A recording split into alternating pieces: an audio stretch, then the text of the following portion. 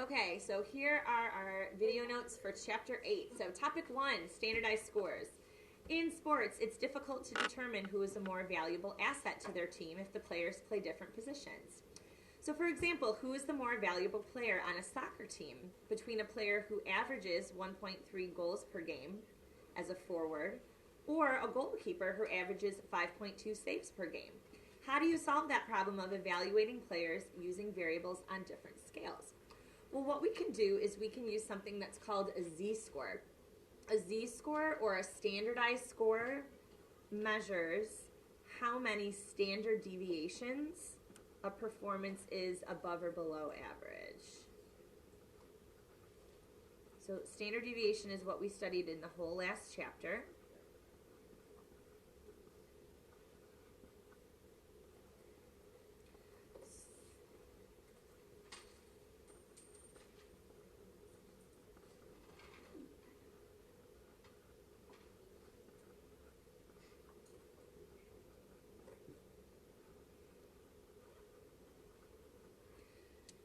So again, it measures how many standard deviations a performance is above or below average.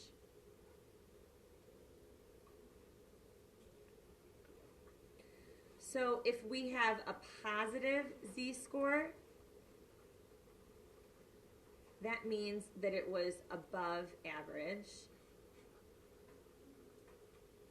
And a negative z-score means that it was below the mean or the average. And we'll talk that sometimes it's fine to be below the mean. Sometimes you want to be below the mean. We'll have that conversation. But just right now, a positive z-score tells you that it's a performance above the mean. A negative z-score tells us that it's a performance below the mean. Okay. So the formula that we use to find z-scores is as follows. And you guys should have done this in Algebra 2. What you're going to do is you're going to take the performance minus the mean and then divide that by the standard deviation. So that's the formula we're going to be using today, and that's why calculators will be helpful for us today. So the performance minus the mean divided by the standard deviation. So to kind of abbreviate that, we can call our performance P. We know we lovingly call our mean X bar and our standard deviation SX. So that's often the way that we'll write that formula. So to find our z-score, we take our performance minus the mean and divide by the standard deviation. I do want us to round to the nearest hundredth. Hundredth is how many decimal places? 2, okay? So 2 decimal places. So we'll always round our z-scores to 2 decimal places. All right? So let's find and interpret some of these z-scores and kind of have a conversation about what might be better or worse, all right? So quarterbacks in the NFL love to complete passes, especially when the receiver scores a touchdown. However, passing comes with a risk. The defense could intercept the pass and gain possession of the ball. A quarterback must be simultaneously aggressive yet cautious. Aaron Rodgers in 2009 had a good season with the Green Bay Packers. He threw an above average number of touchdowns per game and a below average number of interceptions per game. So this table shows his performances in 2009 as well as the mean and standard deviation of the performances of each team's primary quarterback during the 2009 season. So first let's calculate Rodgers' z-score for touchdowns per game. Remember, so to calculate the z-score, we're going to take his performance. So Rodgers' performance in touchdowns was 1.88. We're going to subtract the mean. The mean for touchdowns was 1.35. And then we divide by the standard deviation, which is 0.49. Now, when you do that in the calculator, make sure that you don't enter it in like this. Make sure you don't enter in 1.88 minus 1.35 divided by 0.49. Why would that be a bad idea to enter it like that? Yeah, because we want to make sure that we subtract those first, right? So make sure that you either need to put that in parentheses or just press enter and then divide by 0.49, and we get to the nearest hundredth 1.08.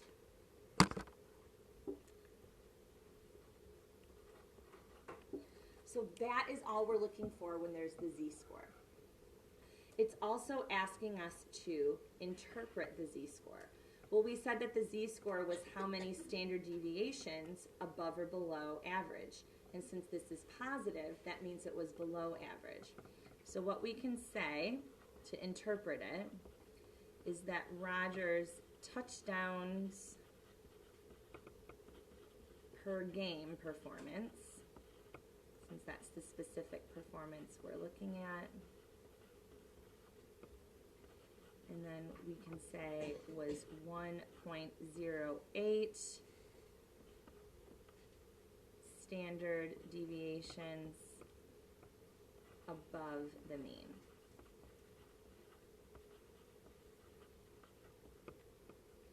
So because it was positive, that's why we used the word above. And this was looking at the specific touchdowns per game performance. So that was his performance. That season, Roger's touchdowns per game performance was 1.08 standard deviations above the mean. Well, now let's calculate Roger's z-score for interceptions per game and interpret that. So again, we'll find his performance. His performance for interceptions was 0.44. We'll subtract the mean of 0.95 and then divide that by the standard deviation of 0.38. So if I take 0.44 minus 0.95 and divide by 0.38, and I round to the nearest hundredth, that gives me negative 1.34.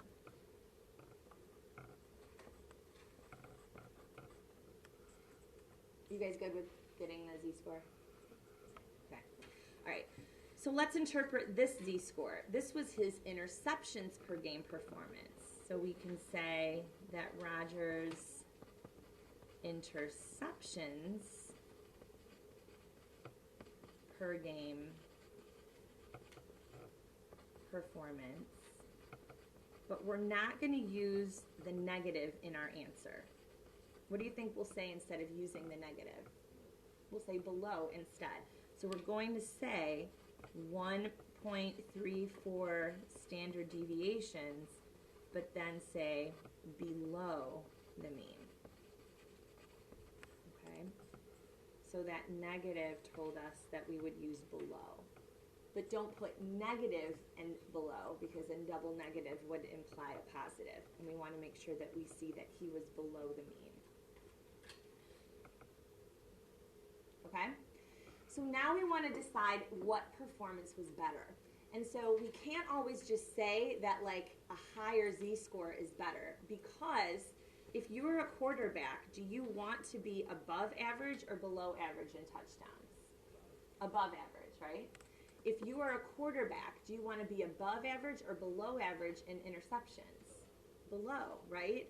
So in this case, we have to think about relative to what the performance is indicating, which one is going to be better. So this question asks, relative to other quarterbacks, which of the performances was better? The touchdowns per game or the interceptions per game? So we'll just make a little note of that. We'll say, because it's better to be above average, which would be a higher z-score,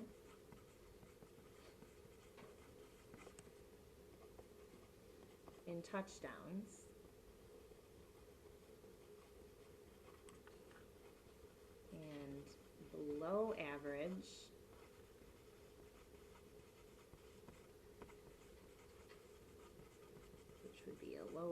score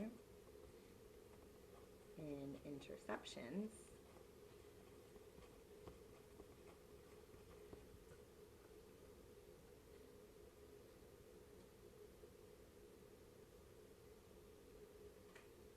Which one then would be better, the touchdowns or interceptions?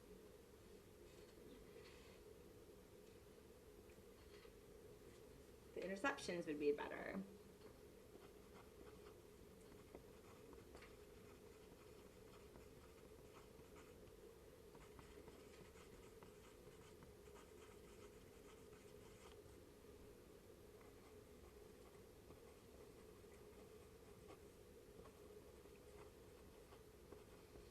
Because the z-score was better.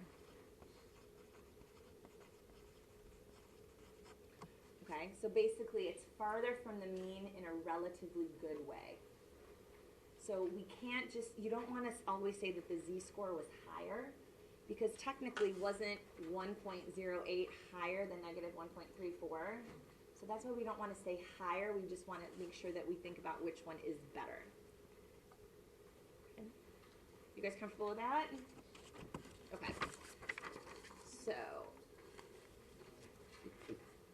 one thing, when we compare z-scores, it's important that the distributions are about the same shape. In that one isn't skewed in one direction and one isn't skewed in another direction. And so we're going to look at standardized scores and home run records. So the single season home run record for Major League Baseball has been improved just 3 times since Babe Ruth hit 60 home runs in 1927. Maris hit 61 in 1961. McGuire hit 17 in 98. And Bonds hit 73 in 2001. By just looking at the totals, Barry Bonds had the best performance because he hit the most home runs. However, in a relative sense, this may not be true.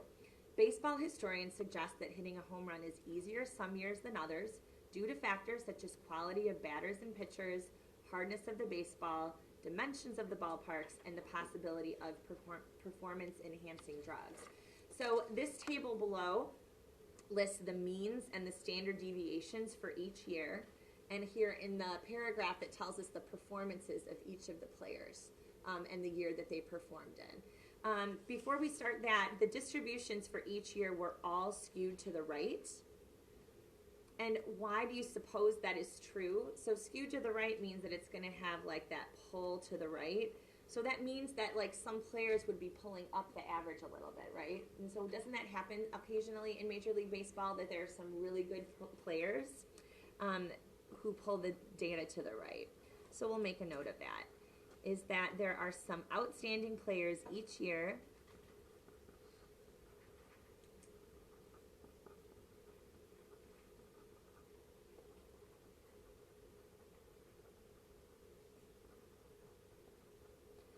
whose stats pull the data to the right.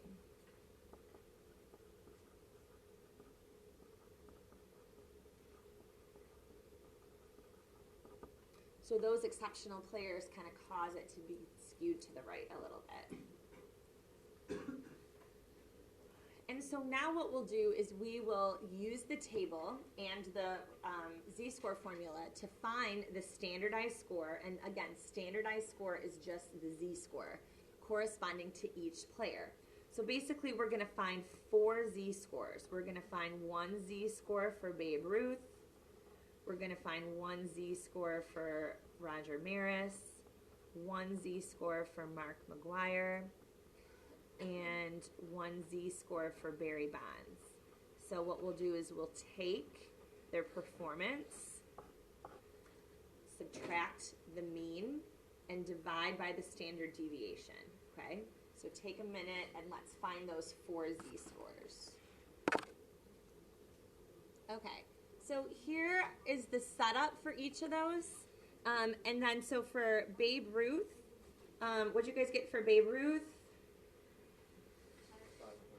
Good, 5.44 for Babe Ruth. How about for Roger Maris? 3.15. McGuire, 3.88. And Bonds, 3.91, okay? So these are the z-scores for each of the players. Now, based on the standardized scores, so not on the actual total of home runs, but now based on the standardized scores with how they compare to everyone else that played that year, which player had the best performance? Babe Ruth did, right? Because all of these are pretty exceptional performances, but Babe Ruth's, notice, is a lot of standard deviations above the mean. So we'll say that Babe Ruth had the best performance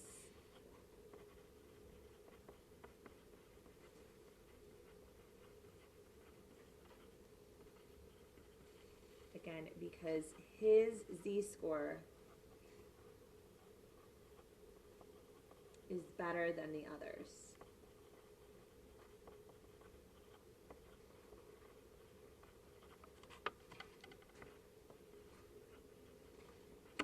And again, home runs is something that batters desire, so larger Z-scores are better for home runs. So of course we would want to kind of keep our eye on the larger Z-score then in that case. So again, use the word better for the Z-scores instead of higher. Here, yes, the highest Z-score is better, but that's only because larger Z-scores are better for home runs. So again, Babe Ruth had the best performance, and again, because his Z-score is better than the others. So far we've taken performances, the mean, and the standard deviation, and we found the Z-score. But what if they tell us what a Z-score is, and it asks us for the number of home runs? So what we can do is we can use that formula. Remember, we said that the Z-score is going to be the performance minus the mean divided by the standard deviation. And this time we can just put all of that information into the formula. So this time they tell us the Z-score was 2.7. We don't know what the performance is. How do we pick what mean and standard deviation to use? The chart, because it tells us in 1998. So we go back up to 1998. The mean in 1998 was 20.7. And the standard deviation was 12.7. And so then we just set up this algebraic equation. So going back to algebra, what's the best thing to do to solve this equation? Yeah, we'd want to multiply both sides by this denominator of 12.7.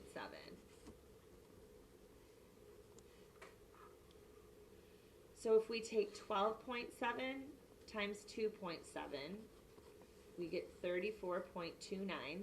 And what happens on the right when we multiply by 12.7? Yeah, they'll cancel out, right? So we have P minus 20.7. Now what would we do to both sides to solve? Yeah, add the 20.7. And so we get 54.99 for our performance. Now, this performance was measuring home runs. Does 54.99 make sense for that?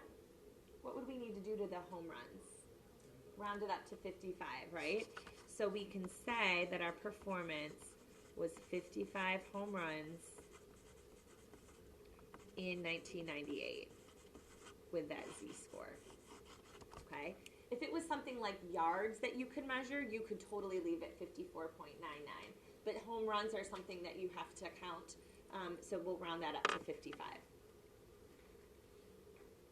So that's another skill we want you guys to be able to find a performance. Okay with that piece? Okay. So the next thing we're going to do is look at the idea of fantasy leagues. So they talk about fantasy leagues in the text a little bit. And they just say that you want to have, like you often look at lots of different components of a certain player to look at their fantasy value. And so we wanted to look at swimming and diving, since that's not something we often do. So swimming and diving is a sport in which whether a positive or negative z-score is more favorable depends on the event that they are competing in. So in swimming events, which are timed, a better score consists of being more standard deviations below the mean, which means that we would have a negative or a lower score that would be better. So in timed events, we want a lower score because you want to be below average in time. But with diving events, players are given a score from 0 to 10. Therefore, an athlete would want to be more standard deviations above the mean, resulting in a positive or higher z-score.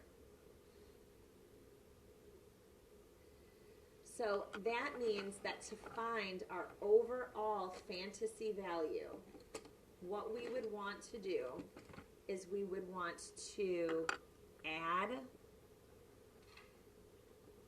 values where a higher score is better, but we would want to subtract scores where a lower score is better. And that might result in a double negative, which would be a positive, which would add to their overall value. So let's look at this example 3. Suppose that Amanda is on Salem High School swimming and diving team. In her next meet, she's competing in 4 events, 3 swimming events, and 1 diving event. The table summarizes Amanda's scores in each of the events, along with the mean and standard deviation for each event. And so first, let's take another minute to fill in Amanda's z-scores based on this information. So take a minute and fill in those z-scores using her performances along with the mean and standard deviation. Okay, take a minute to do that, please. Okay, so here's the work that's involved to find Amanda's 200-yard freestyle. That ended up being, what'd you guys get for that? I saw good answers. Good. Negative 1.09. How about the 100-yard backstroke? 0.40. The individual medley? Good. Negative 0.95. And then the diving? Negative 0.28. Okay, so those are Amanda's z-scores for each of those events. So let's just review interpreting Amanda's z-score for the 200-yard freestyle event. So remember, we talk about the actual performance. So we can say that Amanda's 200-yard freestyle performance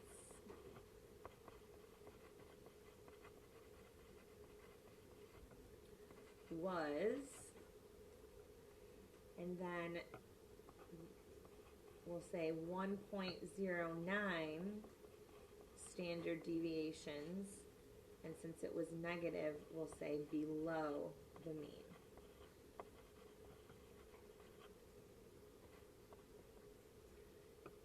And is that a good thing or a bad thing for Amanda to be below the mean for the freestyle?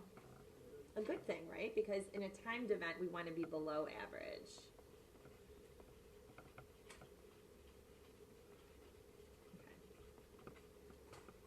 So, the judges give the MVP to the athlete with the overall highest combined scores.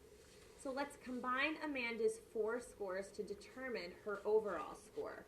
Well, we had 4 different scores. Negative 1.09,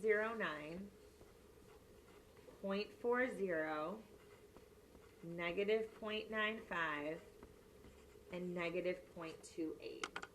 But we have to decide what to do with those scores. Do we want to consider them as negatives or positives? In the freestyle, what's better, a higher or lower score, z-score? Lower, right?